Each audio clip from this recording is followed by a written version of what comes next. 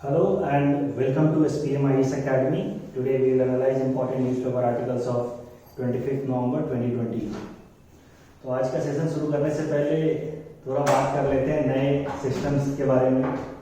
कल बहुत सारे आप ही लोगों के कमेंट्स आए, हमारे जो यहाँ के फाउंडेशन बैच के स्टूडेंट्स हैं वो लोग भी कह रहे हैं सर पुराना सिस्टम अच्छा है। तो मैं यहाँ पे बस आपको एक बात कहना चाहूँगा कि देखो, जब भी हम टेक्नोलॉजी को अडॉप्ट करते हैं, कोई नई टेक्नोलॉजी करते हैं, हम जब उसको अडॉप्ट करने की कोशिश करते हैं तो थोड़ी तकलीफ होती है, मुझे भी हो रही है। पिछले 18 महीनों से मैं ऐसे कर रहा हूँ तो मैं भी उस सिस्टम पे ज़्यादा सेट हूँ। तो नए टेक्नोलॉजी को जरा अडॉप्ट करके देखते हैं कितना हेल्पफुल है ये। मुझे तो पर्सनली ऐसा लगता है कि ये सिस्टम हमें आगे जाकर भी ज़्यादा हेल्प करेगा, तो इसलिए मैं इसको करना चाहता हूँ। बट फिर भी 2-3 दिनों तक इसको करके देखते हैं, संडे तक इसको करके देखते हैं इस तरीके से। अगर ये अच्छा नहीं लगता है then we will drop this idea and we will move back to the earlier method. Okay? तो 3-4 दिनों तक ट्राई करते हैं। चलो आज का एनालिसिस शुरू करते हैं। The first article we have taken from editorial segment and here we will talk about corporates in banking sector. And of course this topic is important from our syllabus paper 4 Indian economic point of view. So देखो, इस article का पहले मैं background समझा देता हूँ। हाल फिलहाल में आरबीआई ने एक इंटरनल वर्किंग ग्रुप कॉन्स्टिट्यूट की थी। टाइम टू टाइम वो करती रहती है ताकि वो कुछ रिकमेंडेशंस दे सके, कैसे इकोनॉमी को रिवाइव करना है, कैसे आरबीआई के फंक्शन को ज़्यादा एफिशिएंट बनाना है। तो इस तरह की इंटरनल वर्किंग ग्रुप बनाई गई थी, आरबीआई ने बनाई थी। और इस इंटरनल वर्किंग ग्रुप में वैसे तो कई सारे सजेशंस दिए हैं, लेकिन एक बहुत ही इंपॉर्टेंट सजेशन दिया है और जिसको लेकर के काफ़ी ज़्यादा डिबेट भी हो रहा है। और वो सजेशन है कि कॉरपोरेट्स को, जो इंडस्ट्रियल हाउसेज हमारे देश में, टाटा, बिरला, रिलायंस इंडस्ट्री, अंबानीज की, उन सबको भी बैंक इस्टेब्लिश करने का ऑप्शन दिया जाए। सो सिंपल शब्दों में कहें तो कोई भी इस तरह का बड़ा कॉर्पोरेट है जिसकी ऑफ कोर्स उसमें कंडीशन है 5000 करोड़ से ज़्यादा की उनकी वर्थ हो, वो सब है। बट इस तरह के big corporates, large corporate house could establish bank for themselves, ऐसा एक रिकमेंडेशन है। ऑफ कोर्स अभी ये रिकमेंडेशन है, अभी ये इम्प्लीमेंट नहीं हुआ है। तो अब इस पूरे टॉपिक को एनालाइज करने से पहले कि देखो, कॉर्पोरेट्स अगर बैंक एस्टैब्लिश करते हैं तो उससे क्या फायदा हो सकता है, क्या नुकसान हो सकता है, इसको एनालाइज करने से पहले थोड़ा बैंकिंग सेक्टर के सिग्निफिकेंस को समझ लेते हैं। कई दफा ये जो स्लाइड है ये हम डिस्कस कर चुके हैं पहले भी हमारे न्यूज़पेपर एनालिसिस में। तो बैंकिंग सेक्टर के एक बार सिग्निफिकेंस को फिर से समझते हैं। मैं पहले भी बता चुका हूँ कि बैंकिंग सेक्टर जो होता है वो हमारे इकोनॉमी का, किसी भी इकोनॉमी का, वो हार्ट एंड सोल होता है, सबसे इंपॉर्टेंट सेगमेंट होता है किसी भी इकोनॉमी का। क्यों? क्योंकि वो फंड को मोबिलाइज करता है। देखो, कोई भी एक इंडिविजुअल है, वो कुछ भी काम धंधा करता है तो कुछ इनकम जनरेट करता है, पैसे कमाएगा। उस पैसे की मदद से वो जो भी उसकी रिक्वायरमेंट है, गुड्स एंड सर्विसेज वो कंज्यूम करेगा, मूवी देखेगा, रेस्टोरेंट में खाना खाएगा, जो भी उसकी रिक्वायरमेंट है, मोबाइल खरीदेगा, घर का रेंट पे करेगा। तो ये गुड्स एंड सर्विसेज वो अपने इनकम का एक पैसा फ्रैक्शन इसमें खर्च करेगा। बाकी कुछ तो पैसा बचेगा, कुछ तो वो सेव करेगा हर महीने। उस सेविंग्स को वो फाइनेंशियल सिस्टम्स में डालता है। फाइनेंशियल सिस्टम्स कई तरीके के हो सकते हैं, होते भी हैं। म्यूचुअल फंड है, स्टॉक मार्केट है, बॉन्ड मार्केट है, लेकिन एक फाइनेंशियल सिस्टम है जो है बैंकिंग सिस्टम। और बैंकिंग सिस्टम हमारे देश का सबसे इंपॉर्टेंट फाइनेंशियल सेक्टर है। अब ये फाइनेंशियल सेक्टर्स करते क्या है, इन सारे लोगों की सेविंग्स को लेकर के, अब आपको लगेगा एक की सेविंग में कितनी होगी, 10,000 12,000 रुपए, लेकिन इस तरह के करोड़ों लोग जब एक साथ अपनी सेविंग करते हैं तो एक बड़ा अमाउंट हो जाता है, 50,000 करोड़, 1 लाख करोड़। इस सेविंग्स को लेकर के फाइनेंशियल सिस्टम आगे बिजनेस हाउसेस को देते हैं, इंडस्ट्रीज को देते हैं, और इंडस्ट्रीज इस पैसे को लेकर के फैक्ट्री लगाती है और उस फैक्ट्री से फिर गुड्स एंड सर्विसेज प्रोड्यूस होते हैं, वही गुड्स एंड सर्विसेज जो हम कंज्यूम करते हैं, राइट। और उसके अलावा इन फैक्ट्री से हमें एम्प्लॉयमेंट मिलती है, नौकरी मिलती है, और इस एम्प्लॉयमेंट की मदद से हम इनकम जनरेट करते हैं। तो मुद्दा ये है कि एक बहुत ही क्रिस क्रॉस सा इकोसिस्टम बना है हमारी इकोनॉमी के अंदर, किसी भी इकोनॉमी के अंदर, जिसमें जो इंडिविजुअल्स हैं और जो कॉर्पोरेट्स हैं, जो इंडस्ट्रियल हाउसेस हैं, उन सब के बीच में एक बहुत ही क्रिस क्रॉस सा इकोसिस्टम है। और ये इकोसिस्टम का जो की है या हार्ट है वो है फाइनेंशियल सिस्टम। और फाइनेंशियल सिस्टम में भी बैंक्स बहुत इंपॉर्टेंट रोल प्ले करते हैं। तो मुद्दा ये है कि फाइनेंशियल सिस्टम्स फंड को मोबिलाइज करते हैं, लोगों से लेकर के इंडस्ट्री को देते हैं, इंडस्ट्री उसकी मदद से फैक्ट्री लगाती है, फैक्ट्री की मदद से फिर एम्प्लॉयमेंट जनरेट होता है और गुड्स एंड सर्विसेज बनती है। So with this, economy moves forward. तो point is कि banks play a very important role for any economy, and that is why they are known as heart of Indian economy or any economy for that matter. तो अब ये बात तो हो गई कि banks क्यों important है। अब जरा समझते हैं कि क्यों आरबीआई के इंटरनल वर्किंग ग्रुप ने कहा है कि कॉर्पोरेट्स को बैंक एस्टैब्लिश करने की इजाजत दी जानी चाहिए। Bank should be allowed, I mean corporate should be allowed to establish banks, क्योंकि अभी हमारे देश में क्रेडिट फ्लो इतना है नहीं। अभी इंडिविजुअल्स की सेविंग्स भी काफी कम हुई है इस साल बिकॉज ऑफ कोविड, और सरकार के पास भी पैसा नहीं है क्योंकि बिजनेसेस नहीं हुए हैं, तो सरकार की रेवेन्यू कम जनरेट हुई और खर्चे तो बढ़ गए हैं बिकॉज ऑफ कोविड-19। उसको लेकर के तमाम खर्चे बढ़ गए हैं कोविड को मिटिगेट करने के लिए, तो सरकार के पास भी पैसा नहीं है। बैंक्स जो ऑलरेडी हमारे पब्लिक सेक्टर बैंक्स हैं उनके पास भी पैसा नहीं। हमारे देश में जो बैंकिंग सेक्टर उसमें प्रीडोमिनेटली पब्लिक सेक्टर बैंक्स हैं, मतलब सरकारी बैंक्स हैं, और उनके पास भी पैसा नहीं है क्योंकि they are struggling with their high NPA. तो मुद्दा यह है कि अभी हमारा फाइनेंशियल सिस्टम थोड़ा स्ट्रेस में है, इसके पास उतना पैसा है नहीं मोबिलाइज करने को, और इस कारण से आरबीआई के इंटरनल वर्किंग ग्रुप ने सजेस्ट किया है कि क्यों ना कॉर्पोरेट्स को कहा जाए, उनको थोड़ा इंसेंटिवाइज किया जाए कि वो अपने लिए खुद का एक बैंक एस्टैब्लिश करें। इससे होगा कि देखो कॉर्पोरेट्स को कहते हैं कि दे हैव डीप पॉकेट्स, उनके पास बहुत पैसा है, they are sitting on a huge cash pile, तो उस पैसे की मदद से अगर कोई नया बैंक एस्टैब्लिश किया जाता है, नया बैंक को कैपिटल मिलता है, तो फाइनेंशियल सिस्टम और स्ट्रेंथन होगा। New banks will come up in the financial system with help of these corporates. These corporates will invest money, जो पहला कैपिटल होता है वो इन कॉर्पोरेट से आएगा, तो इससे नए नए बैंक्स आएंगे हमारी इकोनॉमी में, तो जो इकोनॉमिक सिस्टम है वो थोड़ा मोबिलाइज होगा, थोड़ा चलना शुरू होगा। अभी के टाइम में लोगों के पास भी उतनी सेविंग्स नहीं है, सरकार के पास भी पैसा नहीं है, और जो ऑलरेडी एग्जिस्टिंग हमारे सरकारी बैंक्स हैं, पब्लिक बैंक्स हैं जैसे एसबीआई, पीएनबी, वो भी स्ट्रगल कर रहे हैं बिकॉज ऑफ एनपीए। तो ऐसे हालात में हमें कॉर्पोरेट्स को लाना चाहिए ताकि वो इन्वेस्ट करें और बैंकिंग के मदद से हमारी इकोनॉमी को थोड़ा रिवाइव करें। और भी कुछ फायदे बताए गए। ये तो करंट नीड है, जो अभी हमने डिस्कस किया वो तो करंट नीड है कि क्यों अभी के टाइम में हमें कॉर्पोरेट्स को लाना चाहिए इन आवर बैंकिंग सेक्टर। लेकिन और भी ज्यादा कुछ सजेशन दिए गए हैं। दूसरा सजेशन ये दिया गया है कि लॉन्ग रन में कैसे इससे फायदा होगा। तो लॉन्ग रन में ओवरऑल जो क्रेडिट रिक्वायरमेंट है हमारी इकोनॉमी की वो बूस्ट होगी। सरल शब्दों में समझो, देखो ये फाइनेंशियल सिस्टम्स हैं, मान लो एक बैंक है, तो ये बैंक जो है इंडस्ट्रीज को पैसा देता है, इसको हम लोग कहते हैं क्रेडिट, और इंडस्ट्रीज इस पैसे की मदद से फैक्ट्री लगाते हैं। अब ये क्रेडिट आप समझो कितना जरूरी है। इंडस्ट्रीज अपने जेब से तो पैसा लगाता नहीं है, बिजनेसमैन जो है अपने जेब से तो बिजनेस करता नहीं है, वो लोन लेता है और उससे बिजनेस करता है, जो प्रॉफिट कमाता है उसका एक हिस्सा लेकर के वो लोन अमाउंट चुका देता है। अब ये क्रेडिट रिक्वायरमेंट जो है वो बैंक्स फुलफिल करती हैं हमारे देश में, लेकिन अभी भी डाटा कहता है कि हमारी बैंक्स इतनी कैपेबल नहीं है, इतनी पावरफुल नहीं है कि जो एंटायर हमारी क्रेडिट रिक्वायरमेंट है उसको फुलफिल कर पाए। अब देखो डाटा हमने शेयर किया है, जो हमारे प्राइवेट बैंक्स हैं their credit is just equal to about 50% of our GDP. तो जो भी हमारे देश का जीडीपी है, लगभग $3 ट्रिलियन के आसपास का जीडीपी है, उसकी 50% तक ही हमारी बैंक्स आगे क्रेडिट पास करती हैं। कोई भी इकोनॉमिक पैरामीटर्स को मेजर करने के लिए हम जीडीपी को यूज करते हैं, तो 50% of our GDP is passed by banks as credit. अब ये अमाउंट अगर हम दूसरे इकोनॉमी से कंपेयर करें, अगर चाइना से कंपेयर करें, यूएस से कंपेयर करें या साउथ कोरिया से कंपेयर करें, तो काफी कम है, क्योंकि उनके देश में लगभग 150% of their GDP is credit passed by banks to the corporates, to the businesses, to the factories, to the industries. तो इसका मतलब यह है कि हमारे देश में अभी भी हमारे बैंक्स या ओवरऑल फाइनेंशियल सिस्टम मजबूत नहीं है, जितनी क्रेडिट चाहिए उतना क्रेडिट पास नहीं कर पा रहे अगर हम बाकी स्ट्रॉन्ग इकोनॉमी से कंपेयर करें। तो लॉन्ग रन में अगर कॉर्पोरेट्स बैंक्स लेकर के आएंगे तो हमारा क्रेडिट जो एडवांसिंग है, जो क्रेडिट हमारे फाइनेंशियल सिस्टम देती है वो बढ़ेगी, और इससे हमारे देश में ओवरऑल इकोनॉमिक ग्रोथ आएगा।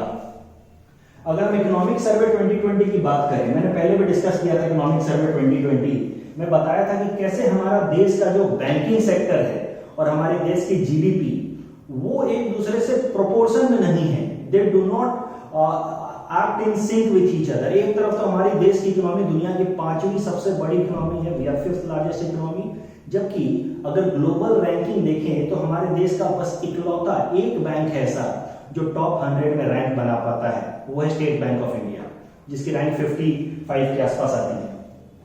तो इससे एक बात पता चलता है कि देखो, पहले ही हम डिस्कस कर चुके हैं कि देश को अगर ग्रो करना है, इकोनॉमिकली ग्रो करना है, तो उसके बैंकिंग सेक्टर का भी मजबूत होना जरूरी है। और ये चीज थोड़ी सी बिजार है, थोड़ी सी प्रिकैरियस है कि हमारे देश की 5वीं सबसे बड़ी इकोनॉमी और बैंक बस एक ही इतना मजबूत है जो टॉप 100 में रैंक बना पा रहा है। तो इस कारण से इकोनॉमिक सर्वे 2020 ने कहा था कि यहाँ तक तो ठीक है, लेकिन अगर इसके आगे हमें ग्रो करना है तो हमें अपने बैंकिंग सेक्टर को मजबूत करना होगा। जब बैंक मजबूत होगा तभी तो क्रेडिट आएगा, जब क्रेडिट आएगा तभी तो नई फैक्ट्री लगेगी, तभी तो नया इन्वेस्टमेंट होगा, तभी तो नया ग्रोथ आएगा।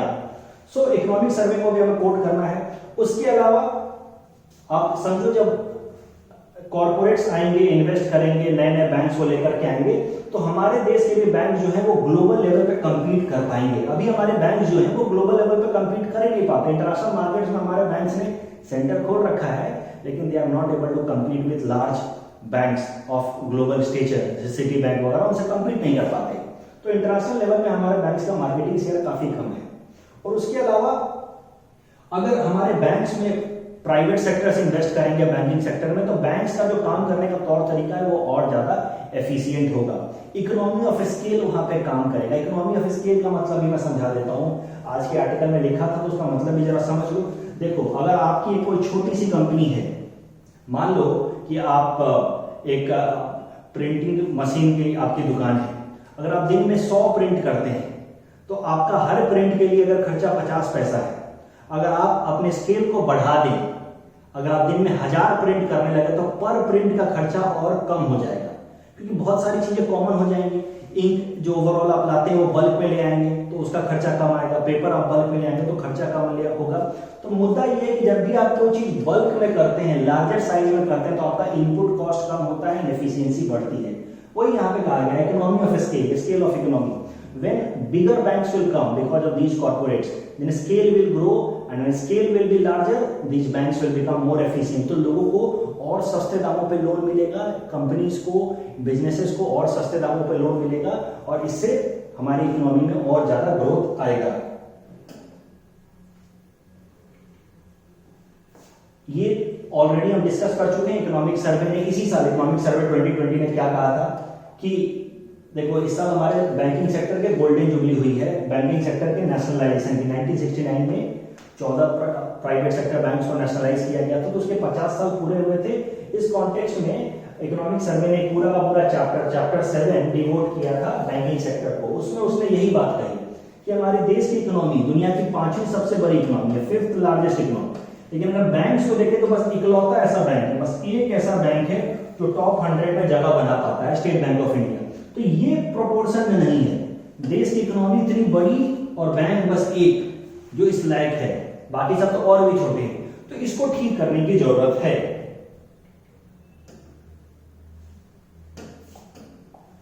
अब जरा देखते हैं कि आखिर इसको क्रिटिसाइज क्यों किया जा रहा है, क्यों। देखो, ये जो प्रपोजल लाया गया कि इंटरनल वर्किंग ग्रुप ने जो प्रपोजल दिया कि corporates should be allowed to establish banks, इसको बहुत ज्यादा क्रिटिसाइज किया जा रहा है। खासकर 2 लोग हैं बड़े इकोनॉमिस्ट, एक तो डॉक्टर रघुराम राजन और दूसरे हैं डॉक्टर विरल आचार्य। रघुराम राजन साहब फॉर्मर आरबीआई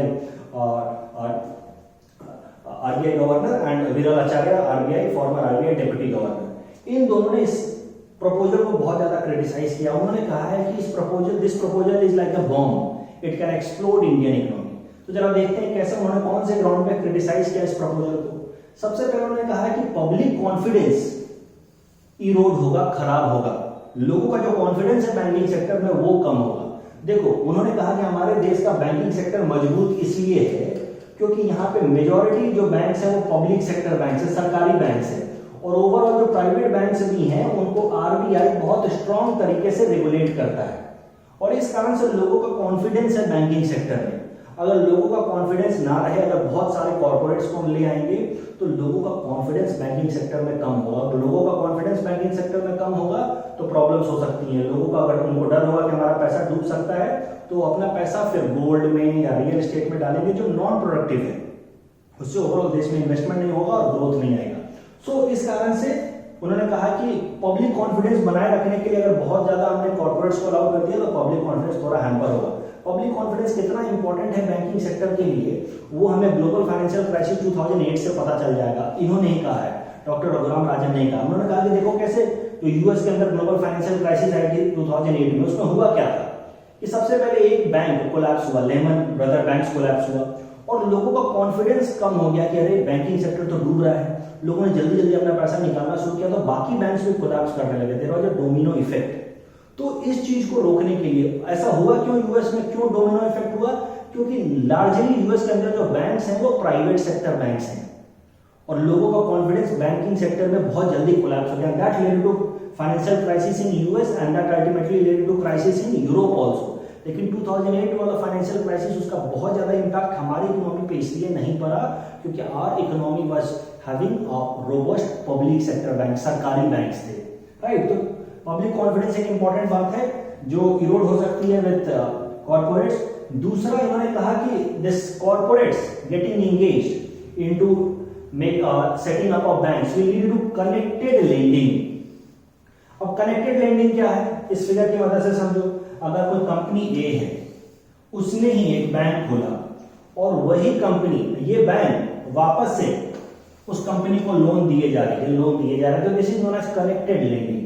अब कनेक्टेड लेंडिंग में प्रॉब्लम्स क्या क्या हो सकते हैं? ऑफ कोर्स करप्शन हो सकता है कि प्रॉपर नॉर्म्स पूरे ना होने के बावजूद भी ये बैंक इसको लोन दे दे, क्योंकि आखिर इसका प्रमोटर ये है तो प्रॉपर नॉर्म्स तो प्रोविजनिंग तो फॉलो नहीं होंगे ना, और ये इसको लोन दे सकता है। करप्शन के इश्यूज हो सकते हैं, एवरग्रीनिंग ऑफ लोन्स हो सकते हैं। Evergreening of loans can happen with connected banking. देखो एवरग्रीनिंग ऑफ लोन समझते हैं।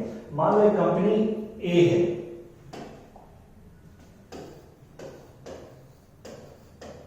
इसको एक बैंक से लोन मिला,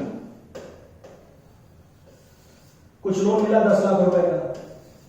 अब 10 लाख रुपए जब लौटाने का वक्त आया, मान लो 1 साल 2 साल बाद, तो इसने वापस से इस बैंक से 10 लाख लोन ले लिया या 12 लाख लोन ले लिया और उसमें से 10 लाख चुका दिए और 2 लाख और रख लिए। तो मतलब इसी बैंक से लोन ले लेकर के पुराने लोन चुकाते रहेगा जब तक इस पर बहुत ज्यादा लोन ना हो जाए। और एवरग्रीनिंग ऑफ लोन क्यों होगा? क्योंकि ये जो बैंक है उसको इसी कंपनी ने सेटअप किया है, प्रमोट किया है। So overall in long run इस कंपनी को अनसस्टेनेबल तरीके से लोन मिलता जाएगा। That might lead to banking collapse also. जब बैंक कोलैप्स होगा तो जो इस बैंक में बाकी कॉमन लोगों ने पैसा डाला है उसका पैसा भी डूबेगा और लोगों को कॉन्फिडेंस फिर खराब होगा। तो ये नहीं चाहते हैं। ये ऐसा सजेशन दिया है डॉक्टर विरल आचार्य ने और रघुराम राजन साहब ने। उन्होंने कहा कि ये सब प्रॉब्लम्स हो सकती हैं with corporate setting up banks in our country. और इसके कुछ इंटरनेशनल एग्जांपल्स भी हैं। इसी तरह का प्रोविजन जापान भी लेकर के आया था, उसका कुछ नाम है, ये नाम याद करने की जरूरत नहीं, बस याद रखो जापान भी लेकर के आया था, कोरिया भी लेकर के आया था केरेट्सू, और कोरिया में जो प्रोग्राम था उसका नाम था चेबोल। लेकिन दोनों प्रोग्राम फ्लॉप हो गए। वहां पे भी ये सारे प्रॉब्लम्स निकल के आए, connected lending, evergreening of loans. तो वहां से एग्जांपल को देख करके इन लोगों ने प्रपोज किया कि इस तरह का प्रपोजल जो है that is like a ticking bomb. अगर इसको इंप्लीमेंट किया गया तो काफी नुकसान हो सकता है। इस टॉपिक के बेसिस पे हमने ये प्रैक्टिस क्वेश्चन दिया है, इसको आप अटेम्प्ट करें and you can submit the answer in the comment section. The next article is taken from international segment and it is about Afghanistan rebuilding program. जो इंडिया का अप्रोच है, देखो इस आर्टिकल की मदद से, देखो इस साल के लिए अफगानिस्तान बहुत इंपॉर्टेंट होने वाला है। तो इस आर्टिकल की मदद से हम पूरी की पूरी इंडिया की policy with respect to Afghanistan सीखेंगे। ओके, तो एकदम बैकग्राउंड से समझते हैं। देखो अफगानिस्तान के इश्यूज को समझने के लिए हमें थोड़ा कोल्ड वॉर टाइम में जाना पड़ेगा। Cold war started just after world war 2। जब जैसे 1945 में वर्ल्ड वॉर 2 खत्म हुआ, कोल्ड वॉर स्टार्ट हो गया। And cold war was mostly between two blocks, US bloc and USSR bloc. USSR wanted to spread communism while US blocs wanted to spread capitalism. These are kind of ideologies. इतना तो आप जानते होंगे, right? These are two quite contradictory or hostile ideologies. और USSR अपनी ideology को promote करने के लिए अलग अलग कंट्रीज को इन्फ्लुएंस कर रहा था। वैसे ही यूएस अपनी आइडियोलॉजी को प्रमोट करने के लिए अलग अलग कंट्रीज को इन्फ्लुएंस कर रहा था। कभी कभार तो ये लोग डायरेक्ट अटैक कर देते थे किसी दूसरे कंट्री को वहां पे अपनी आइडियोलॉजी को प्रमोट करने के लिए। और इसी तरह का कुछ इंसिडेंट हुआ 1979 में, जब यूएसएसआर ने अफगानिस्तान को अटैक कर दिया और यहाँ पे इसको अक्वायर कर लिया। तो हुआ ये कि यूएसएसआर ने अफगानिस्तान को अटैक किया, इन्वेड किया और इसको अक्वायर कर लिया। और अपना यूएसएसआर बैक गवर्नमेंट यहाँ पे स्टैब्लिश कर दी और यहाँ पे वो सोशलिस्ट या कम्युनिस्ट मॉडल को इम्पोज करने लगा। तो नेचुरली यूएस इसको पसंद नहीं करेगा। तो यूएस ने क्या किया, यूएसएसआर के इन्फ्लुएंस को अफगानिस्तान में काउंटर करने के लिए यूएस ने क्या किया कि पाकिस्तान की मदद से, तो डायरेक्टली तो अफगानिस्तान में एंटर नहीं कर सकते थे क्योंकि यहाँ पे यूएसएसआर का कंट्रोल था, और पाकिस्तान जबकि यूएस कहलाई है, अमेरिका कहलाई, तो उसने यूएस ब्लॉक ज्वाइन कर लिया था, ओके, सियाटो पैक्ट। तो पाकिस्तान की मदद से यहाँ पे आर्म्स एमिनेशंस भेजने लगा यूएस। मुजाहिदीन को फाइटर्स कहते हैं, मुजाहिदीन को अफगानिस्तान में फाइटर्स कहते हैं। इन फाइटर्स को ट्रेनिंग मिलने लगी अब पाकिस्तान में, आर्म्स एमिनेशंस अमेरिका की मदद से इन सबको मिलने लगा, और ये फाइटर जो है वो यूएसएसआर बैक गवर्नमेंट को कमजोर कर रहे थे अफगानिस्तान के अंदर। तो इस तरह का स्ट्रगल चलता रहा 1979 ऑनवर्ड्स। अब हुआ क्या कि 1991 तक तो कोल्ड वॉर खत्म हो गया, आपको भी पता है। धीरे धीरे यूएसएसआर बहुत कमजोर हो गया economically, USSR itself got disintegrated, तो cold war came to an end with almost US can be called victorious group in cold war. तो एक बार जब कोल्ड वॉर खत्म हो गया तो USSR pulled out of Afghanistan, यहां से वो निकल आए, उनके फोर्सेस वापस चले आए, और यूएस का भी इंटरेस्ट खत्म हो गया अफगानिस्तान से। ये जो फंड आता था, आर्म्स आता था, पैसा आता था, सब कुछ वो पाकिस्तान को आना बंद हो गया। अब मिला जुला के मुद्दा ये हो गया कि ये पाकिस्तान और ये मुजाहिदीन रहे। अब इन मुजाहिदीन के लिए तो इनका ओरिजिनल मास्टर पाकिस्तान ही था, खासकर पाकिस्तान आर्मी, जिसकी मदद से यूएस इन मुजाहिदीन को ट्रेन कराता था। अब यूएस का सपोर्ट कट गया, खत्म हो गया, बच गए बस ये पाकिस्तान आर्मी और ये मुजाहिदीन। अब करेंगे इन मुजाहिदीन का पाकिस्तान को, अब कोई नया इन मुजाहिदीन का कोई फायदा नहीं था, क्योंकि अब ये वॉर तो अफगानिस्तान के अंदर कोल्ड वॉर तो खत्म हो गई थी। फिर पाकिस्तान के दिमाग में आइडिया आया, पाकिस्तान आर्मी के दिमाग में आइडिया आया कि क्यों ना इन मुजाहिदीन को ट्रेन किया जाए, कश्मीर के अंदर टेररिज्म फैलाया जाए, क्योंकि पाकिस्तान 2 लड़ाई लड़के देख चुका था, 48 की, 65 की और इवन 71 की लड़ाई करके देख चुका था कि वो इंडिया से डायरेक्ट कॉम्बैट में जीत नहीं सकता। तो अब इंडिया को अगर कमजोर करना है तो इंडिया को टेररिज्म से कमजोर करना होगा। उनकी formal official policy, official statement है याया खान का कि we will now bleed India through 1000 cuts. अब डायरेक्ट नहीं लड़ेंगे, अब उनके ऊपर 1000 कट्स लगाएंगे। तो 1991 के ये वॉर खत्म होने के बाद अब पाकिस्तान ने सोचा कि क्यों ना इन मुजाहिदीन को अब क्रॉस बॉर्डर टेररिज्म में, कश्मीर के अंदर टेररिज्म फैलाने में लगाया जाए। और आप देखेंगे कि 1991 के बाद से कश्मीर के अंदर टेररिज्म फैलना शुरू हुआ है। these incidents are interlinked, otherwise उसके पहले कुछ खास टेररिज्म का प्रॉब्लम था नहीं। सो अब देखिए, अब ये मुजाहिदीन को कश्मीर की तरफ भेजा जाना शुरू किया गया। तो इनको कश्मीर की तरफ कैसे भेजा जाएगा? इनको कश्मीर की तरफ तो आप तभी भेज सकते हैं जब आप इनके अंदर इंडिया के अगेंस्ट नफरत पैदा करें, यानी कि पाकिस्तान इनके अंदर इंडिया के अगेंस्ट नफरत पैदा करे। यहाँ पे पाकिस्तान, ये है अफगानी मुजाहिदीन, इंडिया के अगेंस्ट नफरत पैदा करे। पाकिस्तान ने फिर मुस्लिम वाला कार्ड खेलना शुरू किया कि India is an anti Islamic country, India जो है वो मुसलमानों को हरास करता है, खासकर जम्मू एंड कश्मीर में, और इन लोगों को फिर वो इस तरीके से रेडिकलाइज करना शुरू किया।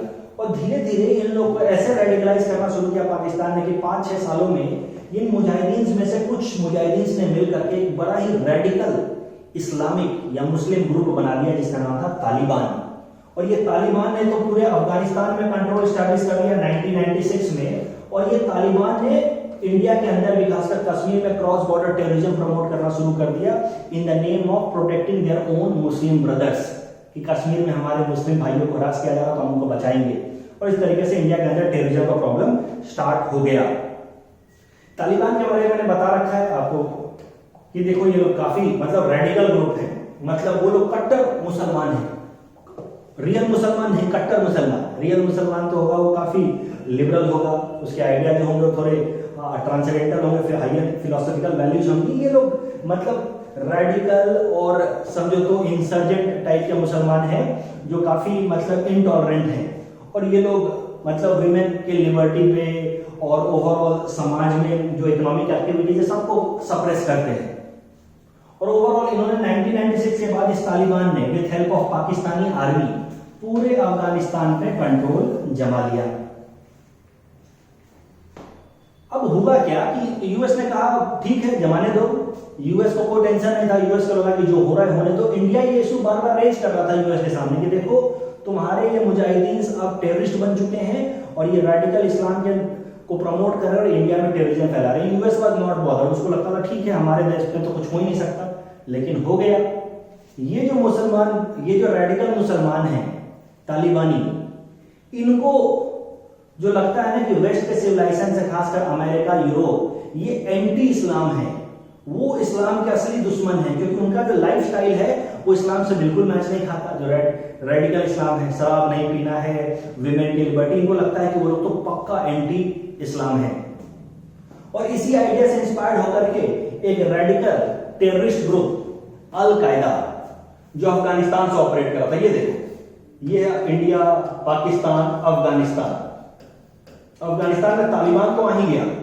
अब जब तालिबान यहां पे पावरफुल हो गया तो एक रेडिकल ग्रुप है, तो एक सऊदी अरबिया का टेररिस्ट ग्रुप अल कायदा जिसका लीडर था ओसामा बिन लादेन, वो तालिबान के साथ मिल गया और ये दोनों मिलकर के अफगानिस्तान से इंडिया के अंदर क्रॉस बॉर्डर टेररिज्म फैला रहे थे।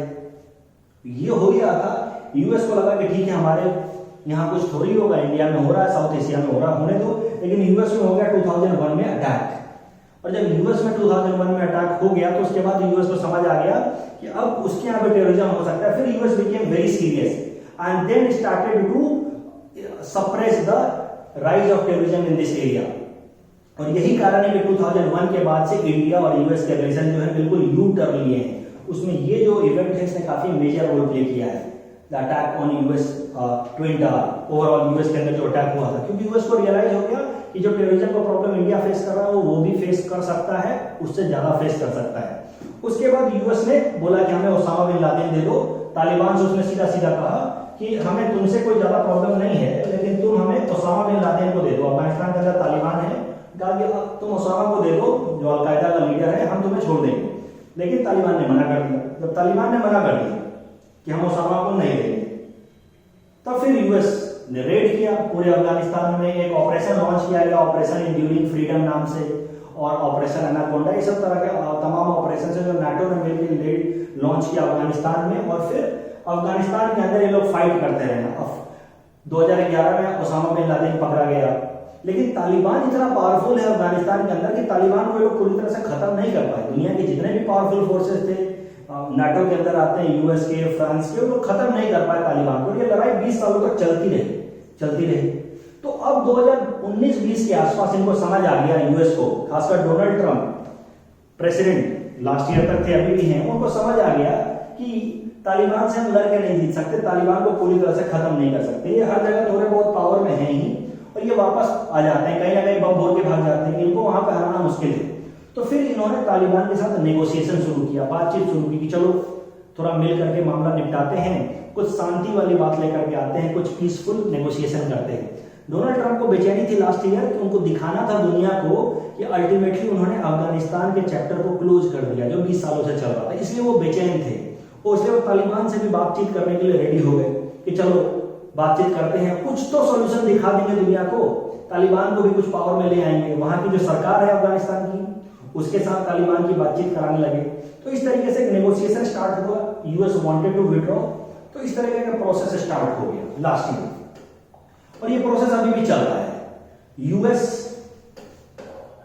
अफगानिस्तान की सरकार और तालिबान, इनका नेगोशिएशन चल रहा है, खासकर दोहा में होता रहता है, उसको हम लोग दोहा टॉक्स कहते हैं। अब मुद्दा यही है कि अफगानिस्तान के पॉलिटिकल सिस्टम में इन तालिबान को कितना पावर दिया जाए। तालिबानी कहते हैं कि हम इलेक्शन नहीं लड़ेंगे, हमें सीधा सीधा पावर दे दो, इतना एरिया, इतना पावर तुम्हारा है, विदाउट कॉन्टेस्टिंग एनी इलेक्शन।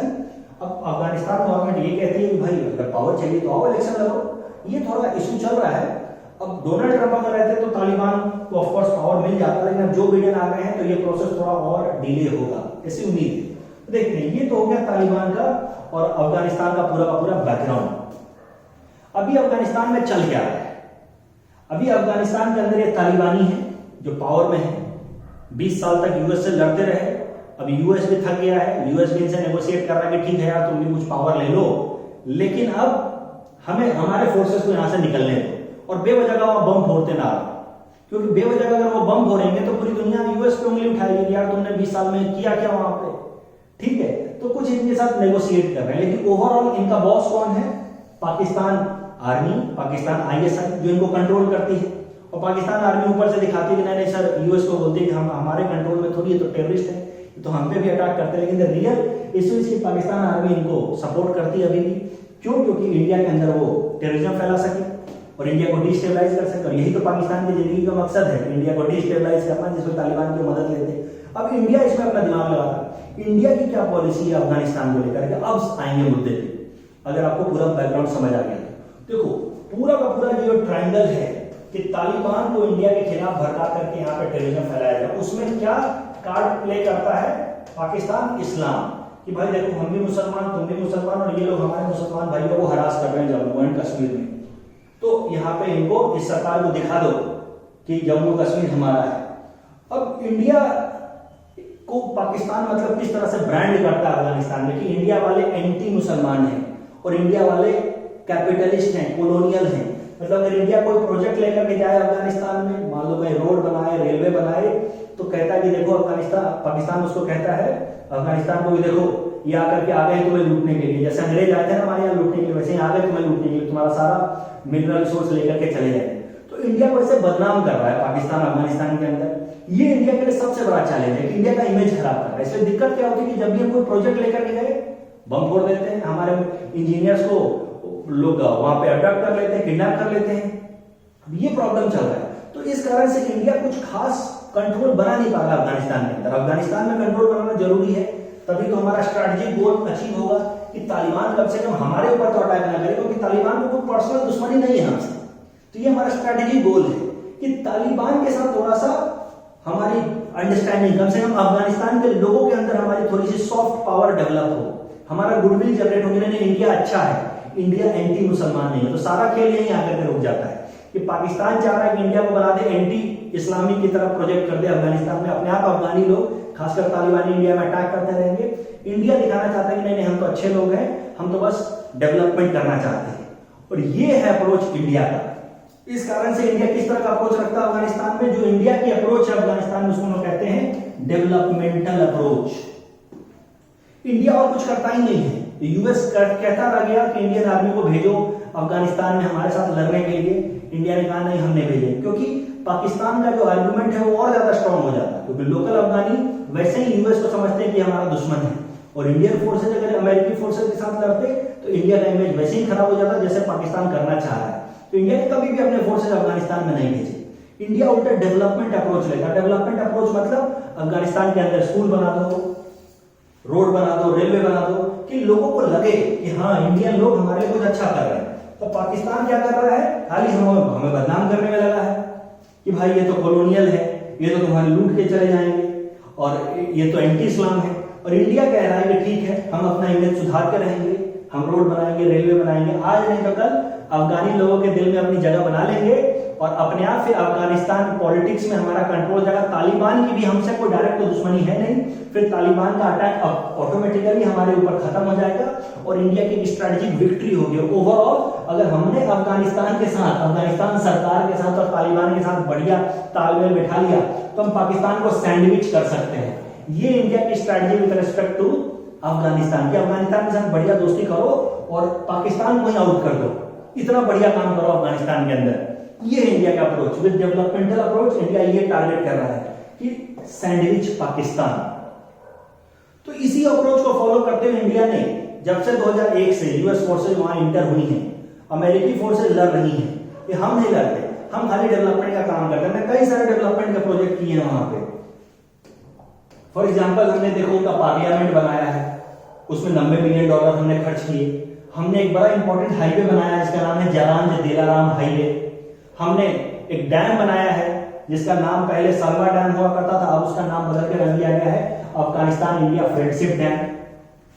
तो ये हेरात प्रोविंस में है अफगानिस्तान के। सब नाम याद रखना, आंसर राइटिंग में मदद मिलेगी। ये हमारा डेवलपमेंटल अप्रोच है। अभी तक हम लोग 2001 से $3 बिलियन खर्च कर चुके हैं और भी कर रहे हैं। ठीक है, कई सारे और प्रोजेक्ट्स हमने लिख के दिए हैं, आप देख सकते हो इसको। तो अभी करंट न्यूज भी इसी से मिलता जुलता है।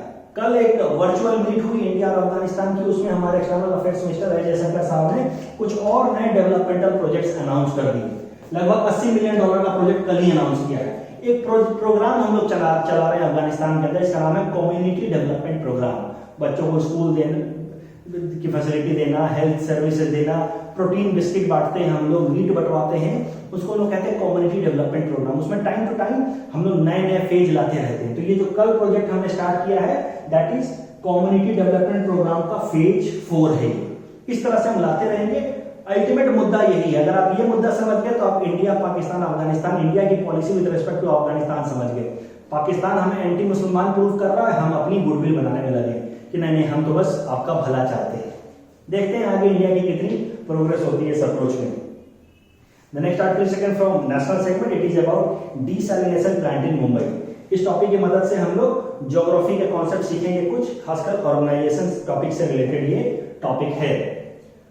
तो देखो सबसे पहले हम लोग समझेंगे कि ये डीसैलिनेशन प्लांट होता क्या है। ये सीधा सीधा इस फिगर की मदद से समझो। देखो समुद्र का पानी, ओशन का पानी तो खारा होता है, अभी जानते हैं खारा सलाइन होता है। सलाइन मतलब उसमें सॉल्ट कंटेंट बहुत ज्यादा होता है। सॉल्ट जैसे MgCl2, NaCl, और इतना सॉल्टी होता है कि उसको हम लोग किसी भी डोमेस्टिक यूज में ला नहीं सकते, ना पी सकते हो, ना उससे कपड़े धो सकते हो, ना खाना बना सकते हो। तो समुद्र का पानी अगर हमें इस्तेमाल करना है तो उसको डीसैलिनेशन प्रोसेस से गुजरना होगा। डीसैलिनेशन मतलब उसके सॉल्ट को निकालना होगा। और डीसैलिनेशन के वजह से और भी प्रोसेस हो सकते हैं, तो उसमें डीसैलिनेशन के लिए एक सबसे अच्छा प्रोसेस है, उसको हम लोग कहते हैं रिवर्स ऑस्मोसिस। अभी रिवर्स ऑस्मोसिस में होता क्या है, एक तरफ से तुमने समुद्र का पानी डाला और बीच में एक मेम्ब्रेन यूज किया। मेम्ब्रेन मतलब समझो कि एक तरह का थिन लेयर, जैसे कपड़ा वपड़ा का लेयर होता है ना, उससे ज्यादा एक इंपॉर्टेंट थिन लेयर होता है। उस थिन लेयर से ये समुद्र का पानी इधर से डालोगे, प्रेशर लगाओगे तो अपने आप फ्रेश वाटर इधर से निकल जाएगा, पानी निकल जाएगा और सॉल्ट इधर इकट्ठा हो जाएगा, सॉल्ट रह जाएगा। इसको हम लोग कहते हैं रिवर्स ऑस्मोसिस प्रोसेस। और रिवर्स ऑस्मोसिस प्रोसेस की मदद से हम लोग जो खारा पानी है, सलाइन पानी है, उसको फ्रेश पानी में कन्वर्ट कर सकते हैं। लेकिन इसमें एक प्रॉब्लम है, इसमें एक इन्वायरमेंटल इशू है कि जब बहुत ज्यादा हम लोग रिवर्स ऑस्मोसिस प्रोसेस करते हैं तो इस तरह का खारा पानी मतलब बहुत ज्यादा सॉल्टी कंटेंट पीछे रह जाता है, सेपरेट होकर के रह जाता है। अब ये जो सॉल्टी कंटेंट इसको लोग कहते हैं ब्राइन, BRINE, सॉल्ट ब्राइन। ये ब्राइन जो है ना इतना ज्यादा खारा हो जाता है कि अगर इसको आसपास के कहीं मिट्टी पे डाल दो या कहीं भी डाल दो तो वहां का घास खत्म हो जाएगा, मर जाएगा, पेड़ पौधे मर जाएंगे, तो पूरा का पूरा इकोसिस्टम खराब कर देता है। मतलब मुद्दा ये है कि reverse osmosis process for the purpose of desalination, उसमें जो ब्राइन रह जाता है as a by product that is very harmful for the environment. अब करंट न्यूज पे आ जाओ। करंट न्यूज ये है कि महाराष्ट्र सरकार ने एक प्राइवेट कंपनी से एक डील साइन की है। उस डील में यह है कि वो महाराष्ट्र में थाने सिटी के अंदर एक इस तरह का desalination plant on the basis of reverse osmosis लगाएंगे ताकि समुद्र के पानी को वो डीसैलिनेट कर सके और लोगों के ड्रिंकिंग पर्पस के लिए यूज किया जा सके। अभी इंडिया में इस तरह के प्रोजेक्ट्स और भी स्टेट गवर्नमेंट्स ने लगाए हैं। फॉर एग्जांपल तमिलनाडु में तो ऑलरेडी चेन्नई के पास इस तरह का प्रोजेक्ट चल रहा है। गुजरात सरकार और आंध्र प्रदेश सरकार ने भी इस तरह के डील साइन किए हैं with private companies for desalination process. लेकिन मुद्दा ये है कि अभी तक ये डीसैलिनेशन प्रोसेस लार्ज स्केल में हमारे देश में इस्तेमाल नहीं किया गया है। कल ही हम देख रहे थे कि 17% पॉपुलेशन है लेकिन खाली 4% वाटर है हमारे पास। तो अब फ्यूचर में तो इस टेक्नोलॉजी की हमें जरूरत पड़ेगी, लेकिन इसके दो ही तकलीफें हैं, दो ही प्रॉब्लम है। खर्चा बहुत आता है, it is costly, capital intensive, और दूसरा इन्वायरमेंट को निगेटिवली इंपैक्ट करता है। इस टॉपिक के बेसिस पे ये प्रैक्टिस क्वेश्चन है, इसको अटेंड करके आप लोग आंसर कमेंट सेक्शन में दे सकते हैं। The next article is taken from geography segment. It talks about northeast monsoon. This topic is important from our syllabus paper 2 major geophysical phenomena. तो इस टॉपिक को समझने से पहले एक बार क्विकली रिवाइज कर लेते हैं कि मॉनसून के मैकेनिज्म होते क्या हैं। देखो आप एक बात तो जानते हो कि हमारा जो अर्थ है और जो सन है, सन का अपरेंट मूवमेंट होता रहता है over the equator to Tropic of Cancer to Tropic of Capricorn. जहां भी सन डायरेक्टली फॉल करता है, जैसे ये जब इक्वेटर पे फॉल करता है उसको लोग कहते हैं इक्विनॉक्स। 21 मार्च को होता है या 22 सितंबर को होता है इक्विनॉक्स। यहां पे जब भी सन इक्वेटर के ऊपर है तो इक्वेटर पे बनता है ITCZ, एक तरह का लो प्रेशर जोन। और जब यहां लो प्रेशर जोन बन गया तो आसपास की हवाएं यहां आकर के कन्वर्ज करती हैं, राइट, और इन हवाओं को हम लोग कहते हैं trade winds. Okay, trade winds, क्योंकि आसपास का हाई प्रेशर की हवाएं आकर यहाँ कन्वर्ज करेंगे। अच्छा, ये ऐसे डिफ्लेक्ट इसलिए हो रही है because of Coriolis force. Northern hemisphere में राइट हैंड साइड में कोरियोलिस फोर्स, सदर्न हेमिस्फीयर में लेफ्ट हैंड साइड में, तो ये कोरियोलिस फोर्स के कारण ऐसा हो रहा है, तो ये ट्रेड विंड्स बन रही है। अब जब ये सन यहां से ऊपर जाएगा, आपको तो इतना तो पता ही है, apparent movement of the sun, it appears that the sun is moving, real sense में सन मूव करता नहीं है, लेकिन अर्थ का इस तरह का इंक्लिनेशन है कि लगता है कि सन ट्रॉपिक ऑफ कैंसर पे चला जाएगा। जब ट्रॉपिक ऑफ कैंसर पे जाएगा 21 जून के आसपास, तो आईटीसीजेड ऊपर चला जाएगा। जब आईटीसीजेड ऊपर चला जाएगा, मान लो इंडिया यहां पे है ना कहीं पे, तो आईटीसीजेड अब यहां पे आ गया, यानी कि यहां पे लो प्रेशर जोन बन गया, लो प्रेशर जोन। अब यहां पे ये ट्रेड विंड्स कन्वर्ज करेंगे, और यहां कहीं नीचे में है इक्वेटर, इक्वेटर तो अपने जगह पे ही रहेगा। अब ये जो नीचे वाली ये हवाएं हैं जो पहले इक्वेटर पे आकर के मिल रही थी, अब ये हवाएं अब इक्वेटर को क्रॉस करेंगी, और इक्वेटर को जब क्रॉस करेंगे तो इस तरह से डिफ्लेक्ट हो जाएंगे because of Coriolis force, because in northern hemisphere the Coriolis force is right hand side. और ये जो हवाएं होती हैं, they are known as monsoon winds, and these monsoon, these Hawaii and these are coming from the southwest direction, so known as southwest monsoon winds, and these monsoon winds brings rainfall in India in the summer time। तो summer में ये हमारे यहाँ पे बारिश लाती है, right, जिसको हम मॉनसूनल रेन कहते हैं। अब होता क्या है कि धीरे धीरे ये जून, जुलाई, अगस्त, सितंबर, अक्टूबर तक आते आते ये जो सन है धीरे धीरे नीचे शिफ्ट होने लगेगा, सदर्न हेमिस्फीयर में जाने लगेगा। जब सदर्न हेमिस्फीयर में जाने लगेगा तो आईटीसीजेड सदर्न हेमिस्फीयर में चला गया, ये इक्वेटर नीचे का ही आईटीसीजेड। अब यहां पे ये ट्रेड विंड्स बनेंगी हमारे इंडिया के ऊपर, और ये ट्रेड विंड्स लैंड से आ रही हैं, इसको हम लोग कहते हैं north east trade winds. These trade winds are coming from the land, they will cross the equator and they will move like this। अब ये ट्रेड विंड्स इन जनरल कहीं भी बारिश करती नहीं है। मैंने अभी तक आपको क्या बताया कि आईटीसीजेड मूव करता रहता है। जब आईटीसीजेड समर के टाइम में इंडिया के ऊपर होता है तो इंडिया में बारिश होती है।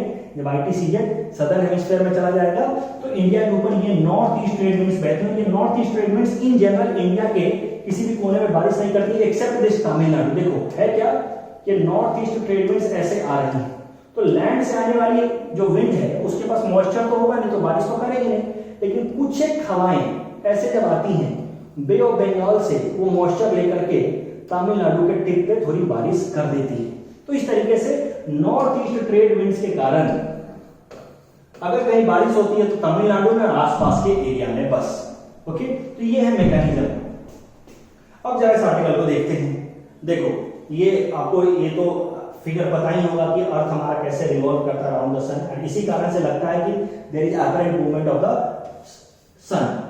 जब 21 जून को ट्रॉपिक ऑफ कैप्रिकॉर्न पे, 21 दिसंबर को और 21 जून को ट्रॉपिक ऑफ कैंसर पे, तो अर्थ के इस मूवमेंट के कारण अब होता क्या है, ये मैंने आपको बता दिया कि आईटीसीजेड जुलाई महीने में लगभग इंडिया के ऊपर और जनवरी महीने में सदर्न हेमिस्फीयर है। जब आईटीसीजेड इंडिया के ऊपर रहता है तो ये south west trade winds India में बारिश लाते हैं, इसी को हम लोग कहते हैं monsoonal wind, south west monsoonal wind. और जब आईटीसीजेड नीचे चला जाएगा सर्दियों के टाइम में तो ये नॉर्थ ईस्ट ट्रेड विंड्स होते हैं जो नॉर्मली इंडिया के ऊपर बहते हैं। और उसमें मैंने आपको बताया कि खाली यहां पे थोड़ी बहुत बारिश हो जाती है, right, north east trade winds में, जिसको हम लोग विंटर मॉनसून भी कहते हैं। अब ये जो आर्टिकल है वो क्या कह रहा है कि इस साल जो नॉर्थ ईस्ट वाला मॉनसून है ये काफी कमजोर रहा है, और इसी कारण से सर्दियों में इस साल तमिलनाडु में बारिश नहीं होगी, because this wind is very weak this year. तो क्यों वीक है, आईएमडी ने ये भी बताया है। आईएमडी ने बोला है कि देखो ये जो साल है ये लानीना का साल है। लानीना, देखो एल नीनो लानीना का पूरा मैकेनिज्म में डिटेल में डिस्कस कर चुका हूं मैं न्यूज़पेपर मैसेज ऑफ 16 अप्रैल। अभी मैं खाली इतना समझा रहा हूं कि लानीना में होता क्या है कि जो साउथ अमेरिकन कोस्ट है, जो साउथ अमेरिका का ये जो पेरू कोस्ट है उसके पास का जो पानी है साउथ पैसिफिक ओशन का, ये पानी एवरेज टेम्परेचर से अगर इसका टेम्परेचर और कम हो जाए, अगर ठंडा हो जाए, नॉर्मली जो टेम्परेचर है सो है 20 डिग्री सेल्सियस के आसपास टेम्परेचर रहता है, राइट। अगर ऑन एन एवरेज हर 2-3 साल पर कैसा होता है कि इसका टेम्परेचर 18 डिग्री सेल्सियस हो जाता है, उस साल को हम कहेंगे लानीना ईयर। और जब भी लानीना ईयर होगा तो साउथ वेस्ट मॉनसून, ये वाला मॉनसून अच्छा होगा और नॉर्थ ईस्ट मॉनसून कमजोर होगा। और ये जो साल है वो ला नीना साल है, और इसलिए इस साल मानसून जो हमारे देश में गर्मी वाली मानसून जो अच्छी हुई है, लेकिन नॉर्थ ईस्ट मानसून थोड़ी कमजोर हुई है। और इसका एग्जैक्टली ला नीना का उल्टा होता है एल नीनो, जब ये जो पेरू कोस्ट का पानी जो है उसका एवरेज टेम्परेचर 20 डिग्री सेल्सियस होता है इन जगह, उससे अगर बढ़ करके 2 डिग्री सेल्सियस ऊपर हो जाए 22, थोड़ा सा पानी गर्म हो जाए, तो उसको हम लोग कहते हैं एल नीनो ईयर। और एल नीनो में ठीक उल्टा होगा, एल नीनो ईयर में हमारा जो नॉर्मल मानसून है वो कमजोर हो जाएगा समर वाला, जबकि विंटर मानसून मजबूत हो जाता है। तो विंटर के टाइम में वहां पे तमिलनाडु में अच्छी बारिश होती है एल नीनो वाले साल में। तो यही बताया गया ये जो साल है वो ला नीना का है। देखो ये ला नीना और El Nino on an average 2 साल तक, मतलब देखो जैसे 2020 है, इसमें ला नीना है, अभी 21, 22, 23, 24 तक ला नीना ही रहेगा या एवरेज रहेगा, ना बहुत ज्यादा गर्म ना ठंडा। मतलब यहाँ पे अभी 18 डिग्री सेल्सियस अभी टेम्परेचर है, ये 19, 20, 22, यहाँ तक 3-4 साल बाद 22 हो जाएगा। मतलब वो 2-3 साल में वो साइकिल बदलता रहता है। 2020 में 18 डिग्री सेल्सियस है, 21 में 19 हो जाएगा, 22 में 20 हो जाएगा, तो 22 के आसपास वो एवरेज हो जाएगा, ना ही ला नीना होगा ना ही एल नीनो होगा। फिर आगे जाता जाएगा तो 23-24 तक जाते जाते फिर से एल नीनो आएगा, उस साल नॉर्थ ईस्ट वाला मजबूत हो जाएगा और साउथ वेस्ट वाला कमजोर हो जाएगा। उस साल हमारे देश में जो मानसून रेन है वो कमजोर होगी। Next article second from Assam segment, it talks about Assam security. ULFA group has been trained in Pakistan also. इस टॉपिक का आर्टिकल है ULFA group was trained in Pakistan also says Drishti Rajkhowa. तो देखो आपने भी न्यूज़ सुन रखा होगा, अल्फा ग्रुप का काफी पॉपुलर लीडर है दृष्टि Rajkhowa. He was second in command, Paresh Barua के बाद यही था। इसने क्या किया, सरेंडर कर दिया। सरेंडर करने के बाद इसने बताया है कि अल्फा ग्रुप की ट्रेनिंग 2005 से 6 से राइट सिंस 2005 से पाकिस्तान में भी चल रही है। अब ये न्यूज अपने आप में इंपॉर्टेंट इसलिए है क्योंकि अभी तक माना जा रहा था कि नॉर्थ ईस्ट की जो भी इंसर्जेंसी है, और ये जो इंसर्जेंट ग्रुप है या तो ये म्यांमार से ऑपरेट करते हैं, तो बांग्लादेश से ऑपरेट करते हैं, तो चाइना से ऑपरेट करते हैं। खासकर चाइना इनको तो शेल्टर देता है, ट्रेनिंग देता है, ऐसा मानना था। लेकिन इसके बाद अब एक बात पता चल रही है कि पाकिस्तान नॉर्थ ईस्ट इंसर्जेंसी को भी सपोर्ट करता। तो अगर कभी भी पाकिस्तान पे सवाल आ जाए तो आप लिखेंगे कि क्रॉस बॉर्डर टेररिज्म तो ये करता ही है जम्मू एंड कश्मीर में, उसके अलावा ये नॉर्थ ईस्ट में भी इंसर्जेंसी प्रमोट करता है, ऐसा हमें पता चला है रिसेंटली। ठीक है, अब हम लोग देख लेंगे अपना आखिरी segment, most probable topics for upcoming UPSC, topic number 214 गज यात्रा इनिशिएटिव। ये इनिशिएटिव एलिफेंट्स को प्रोटेक्ट करने के लिए है। इसमें टोटल हमारे देश के 16 ऐसे स्टेट्स हैं जिनको एलिफेंट रेंज स्टेट्स बोला जाता है, उनको आइडेंटिफाई किया गया है। और उसमें जो भी एलिफेंट कॉरिडोर्स हैं, मतलब ऐसे कुछ रास्ते होते हैं जो एक जंगल और दूसरे जंगल को मिलाते हैं, जहां से एलिफेंट्स अक्सर गुजरते रहते हैं, इसको हम लोग कहते हैं एलिफेंट कॉरिडोर। उसको प्रोटेक्ट किया जाएगा, उसमें कोई रोडवे रेलवे नहीं बनाया जाएगा। That is the chief objective of this गज यात्रा इनिशिएटिव। अच्छा, एलिफेंट को इतना इंपॉर्टेंस इसलिए दिया जाता है because elephant is considered to be India's national heritage animal. Topic number 215 about Shiv Sagar district. Shiv Sagar इस साल के लिए एपीएससी के लिए बहुत इंपॉर्टेंट है क्योंकि जो बजट इंडियन सेंट्रल गवर्नमेंट का बजट था उसमें बोला गया कि शिव सागर को एक हेरिटेज सिटी की तरह डेवलप किया जाएगा और शिव सागर के अंदर ऑन साइट म्यूजियम बनाया जाएगा। ऑन साइट म्यूजियम मतलब जहां जहां पे भी उसके इंपॉर्टेंट आर्कियोलॉजिकल साइट्स हैं उन सबको म्यूजियम की तरह डिक्लेयर कर दिया जाएगा। और इस तरीके से Sagar is also considered to be heritage city of Assam. It remained capital city of Ahoms for more than a century. इसके जो इंपॉर्टेंट लोकेशंस है आप जानते ही होंगे, सीवातोल और या फिर vast man made water reservoir भी है वहां पे शिव सागर में, और ये काजीरंगा के भी नजदीक है। So these are some attractions of Shiv Sagar. इसके बेसिस पे एक क्वेश्चन है, इसको अटेम्प्ट करो और आंसर कमेंट सेक्शन में डाल सकते हैं। अगला है उबराइजेशन स्कीम। असम सरकार ने 2019 के बजट में अनाउंस किया था। इसमें 700 से भी ज्यादा नई बसेस एएसटीसी लेकर के आएगी। मतलब सीधी सी बात है, सिटी ट्रांसपोर्टेशन को लेकर के है ये कि ओवरऑल असम स्टेट के अंदर ट्रांसपोर्टेशन को और मजबूत किया जाए। तो एएसटीसी की नई बसें लेकर के आ रही है और जो प्राइवेट लोग हैं जैसे हमारे आपके जैसे लोग हैं वो भी अपना बस खरीद सकते हैं और सरकार के साथ रजिस्टर करा करके एएसटीसी के साथ रजिस्टर करा करके उबराइजेशन स्कीम में ये अपने बसेस को चला सकते हैं ऑन ऑथराइज्ड रूट। तो अगर एएसटीसी ऑर्डर कर देता कि ठीक है आप गुवाहाटी से कामरूप वाले रूट पे बस चला सकते हैं तो आप बस चला सकते हैं अंडर दिस स्कीम। तो ये पीपीपी मोड में उबराइजेशन स्कीम को इंप्लीमेंट किया जा रहा है। और ये क्वेश्चंस कल के जो क्वेश्चंस थे उनके आंसर्स हैं, आप इनसे मैच कर सकते हैं। आज के जो क्वेश्चन है उनका आंसर हम लोग कल के एनालिसिस में देखेंगे। और कल जो हमने प्रैक्टिस क्वेश्चन दिया था उसका एक बार आंसर देख लेते हैं। Chang'e mission, it is part of China lunar exploration programme, inside bringing Chang'e 5 inside bringing soil from the lunar surface। बिल्कुल सही बात है। if successful it will be world's first, it is wrong क्योंकि US और USSR पहले भेज चुके हैं, right. So the correct answer will be A1 only। who is the longest serving chief minister of Assam? of course Sri Tarun Gogoi, answer C। that's all from our side for today, thanks for watching।